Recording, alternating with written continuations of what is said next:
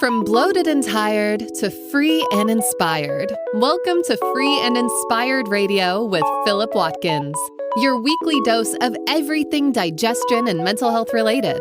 We hope you enjoy this episode.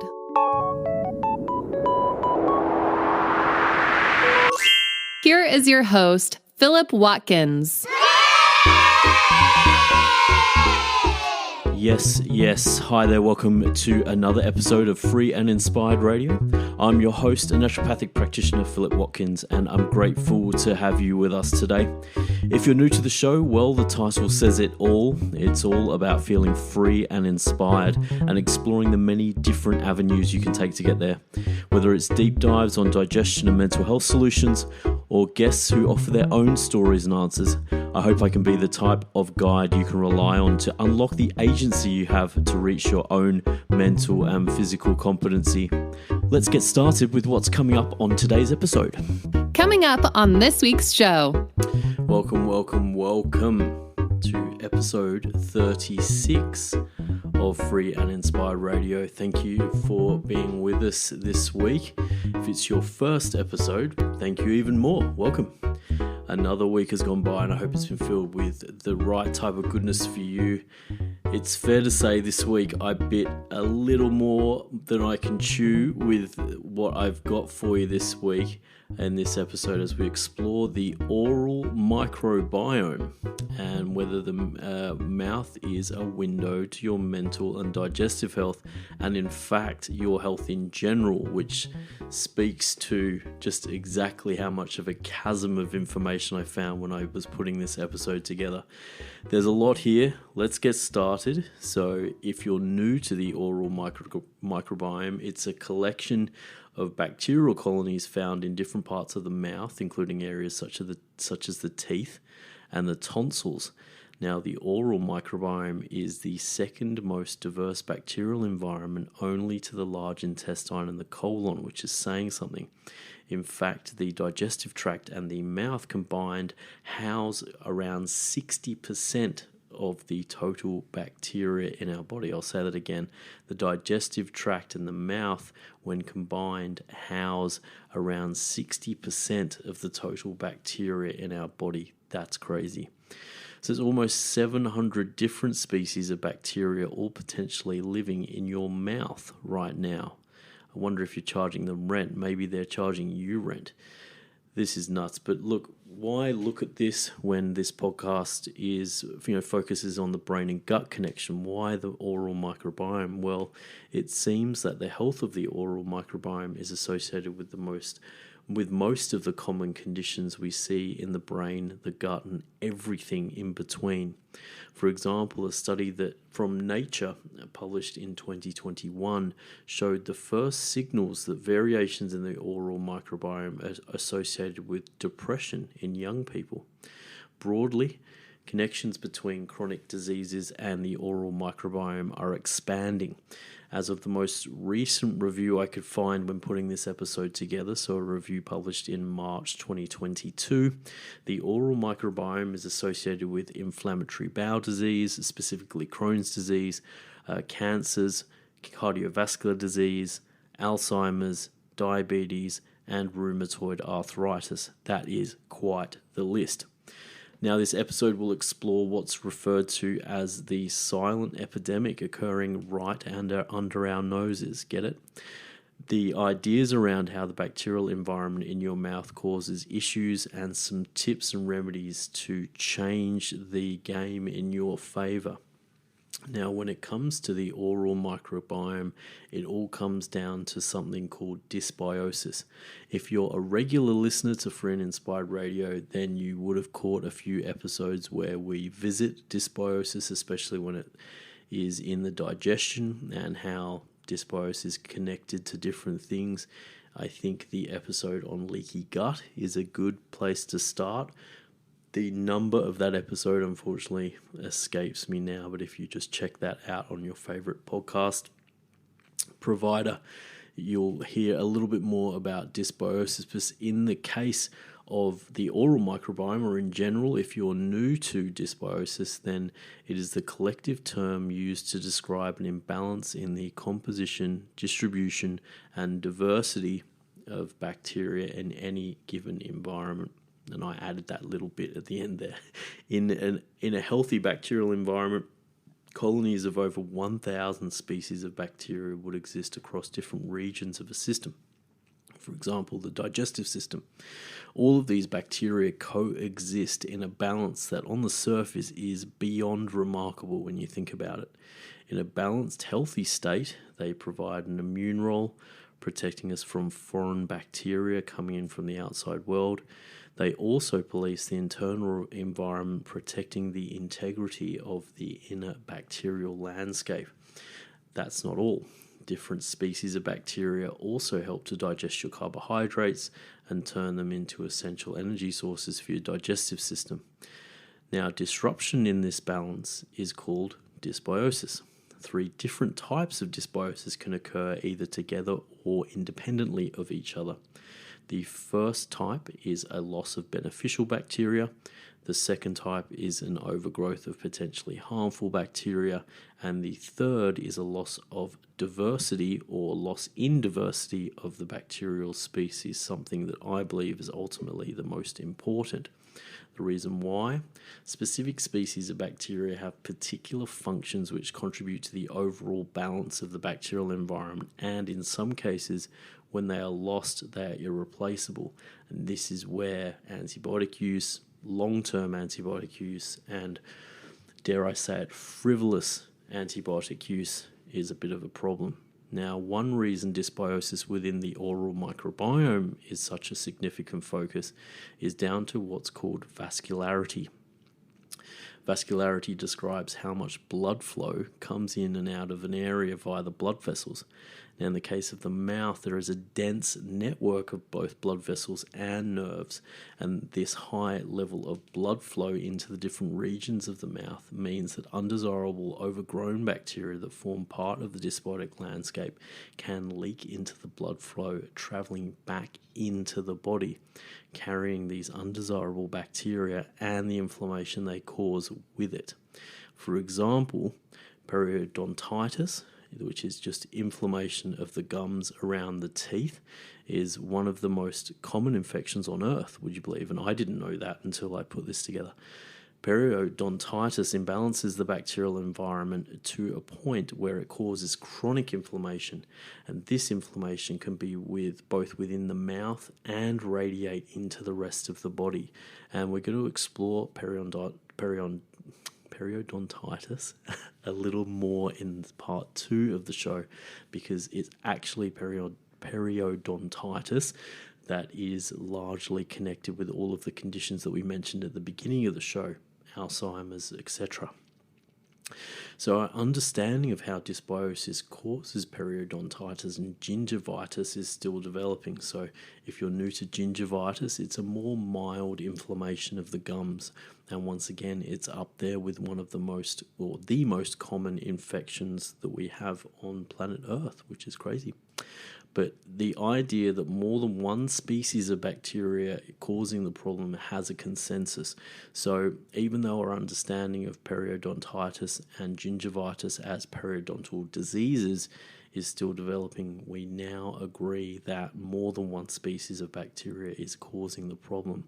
But to illustrate how early we are here, the main bacteria such as Phyllophacter allosis, P. gingivalis, a popular one, and T. denticola, all increased in periodontitis, still represent less than 4% of the total bacteria involved.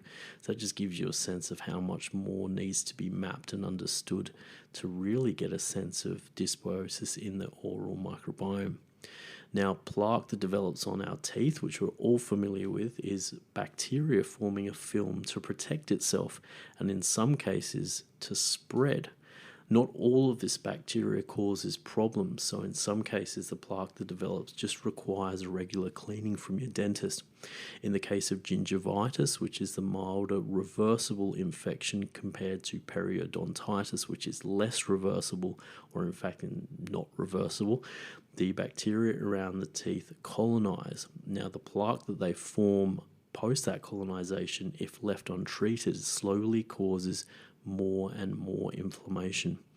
But how does this plaque develop in the first place? Good question. Well, early colonizers are species of bacteria that get missed by our toothbrushes. So the bacteria actinomyces start to develop after around 6 hours of not brushing and matures over 7 days. After 12 weeks, the diversity of the oral microbiome overgrows with predominantly gram-negative bacteria, a type of bacteria that are often associated with inflammation. So other causes of plaque that you may be more or less familiar with are sugary foods, particularly those high in sucrose, and foods high in starch that change the pH in the mouth, contributing to this bacteria and forming plaques as well. Now, before we travel into how these plaques and bacteria affect our brains and digestive systems, let's take a quick break and we'll be back with more Free and Inspired Radio very shortly.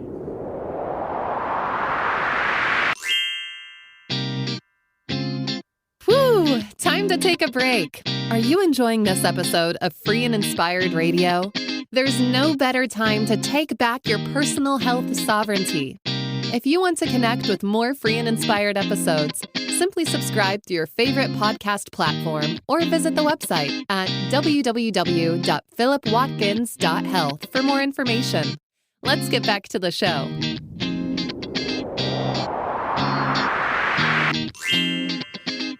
Yes, welcome back to episode 36 of Free and Inspired Radio.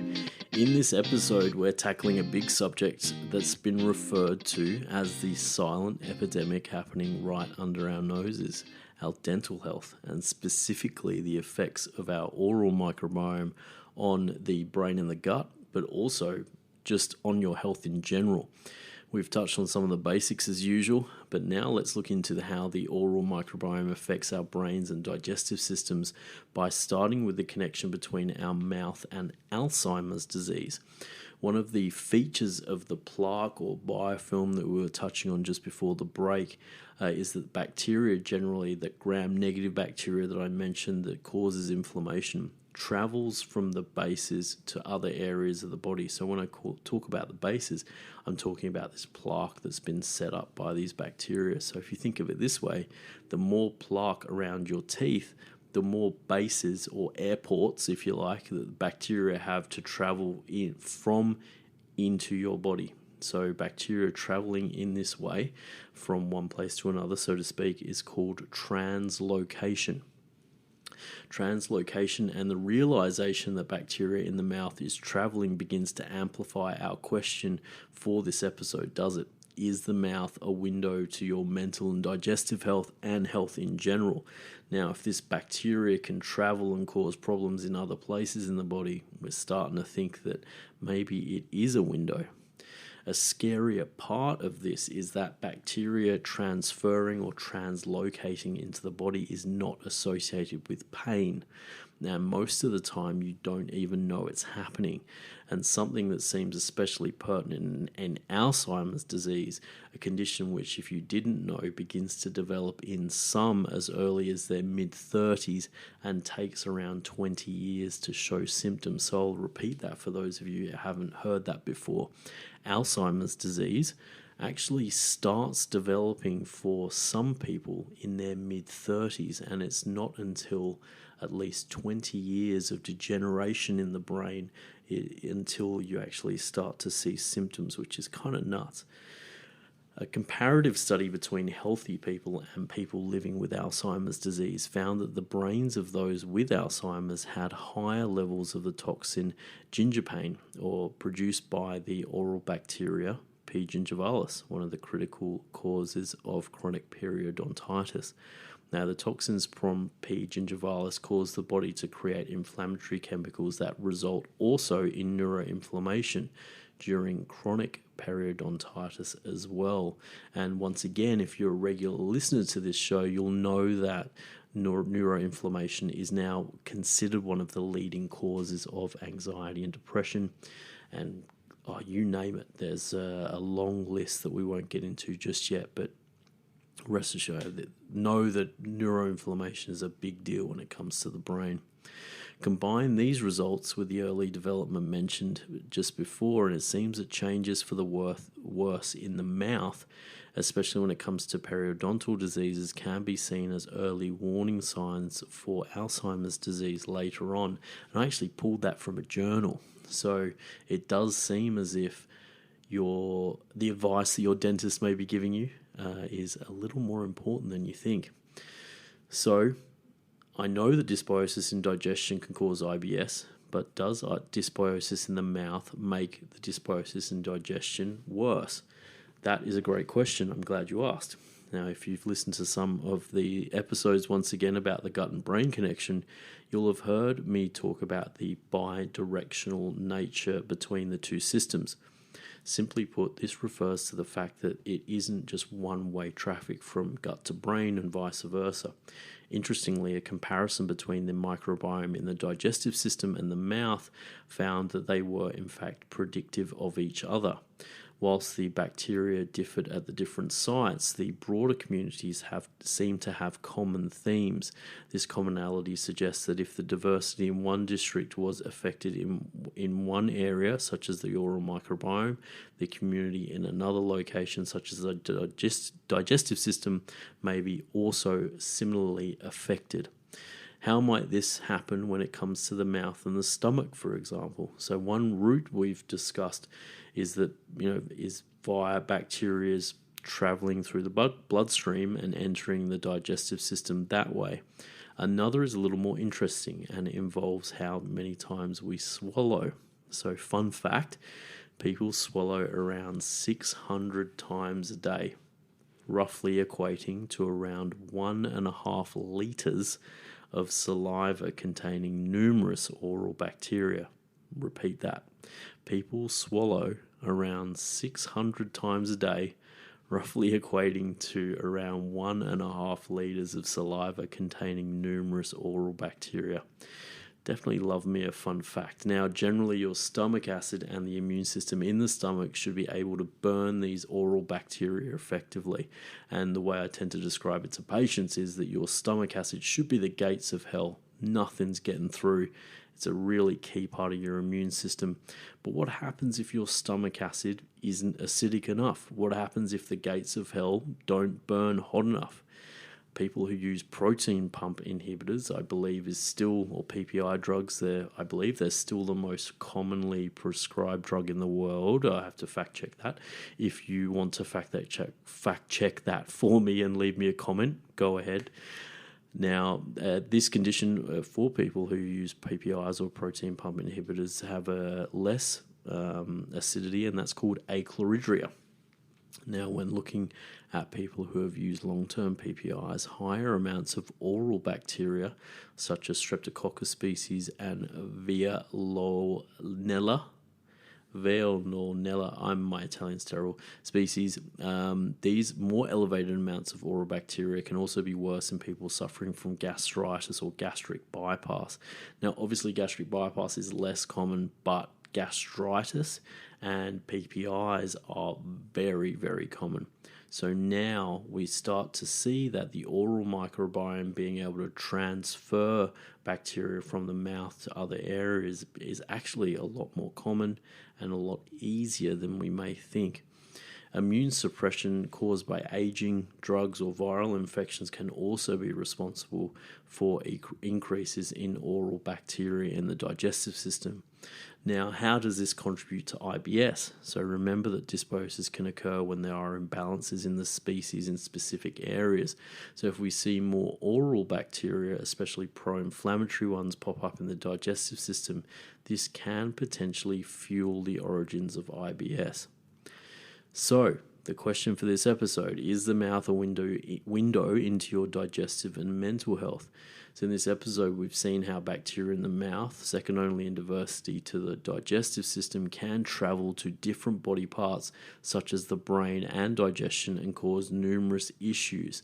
Now, I won't leave you without some simple things to do to remedy this. The first may be obvious, but see your dentist if you haven't in the last 6 months and get a comprehensive clean that will reset some of the bacteria-based plaques that can cause these problems. So see a dentist if you haven't. Look, I understand some people are scared of the dentist.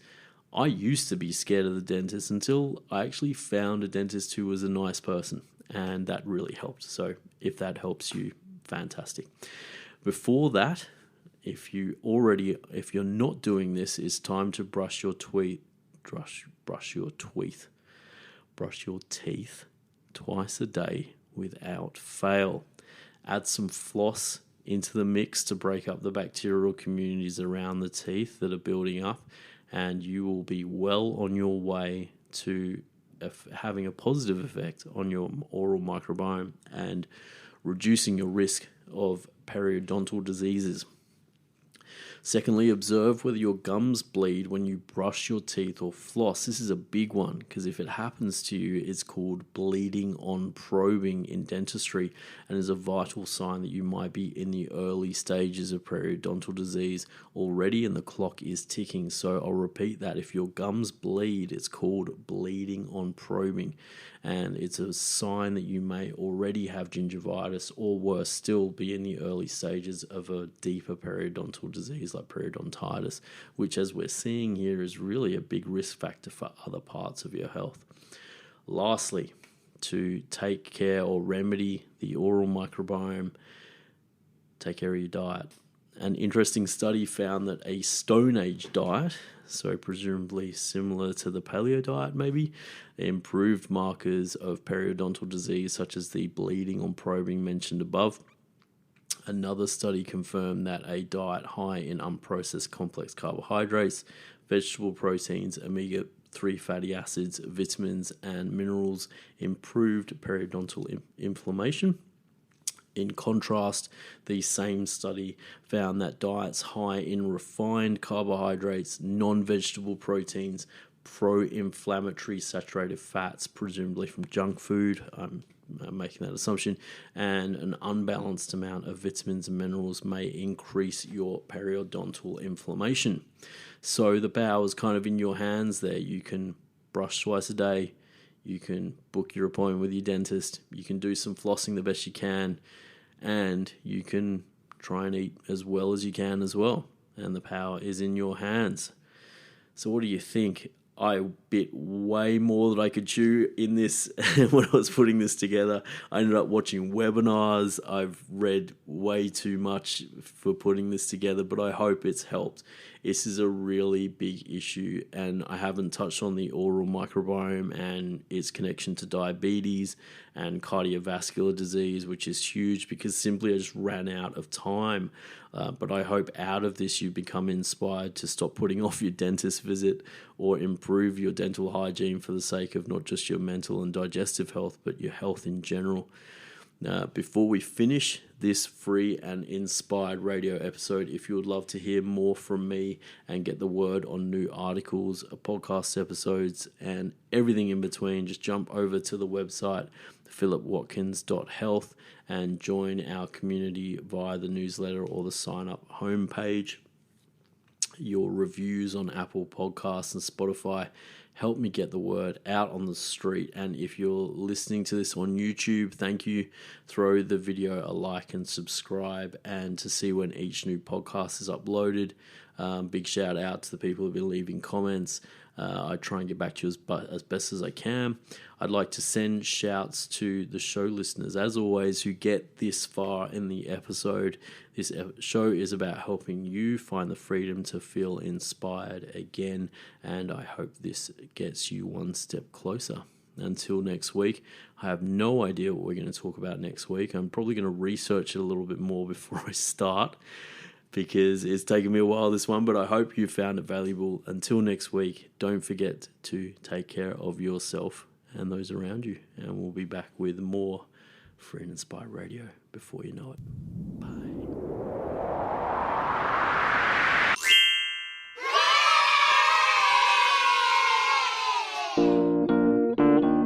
Oh my gosh, you made it to the end.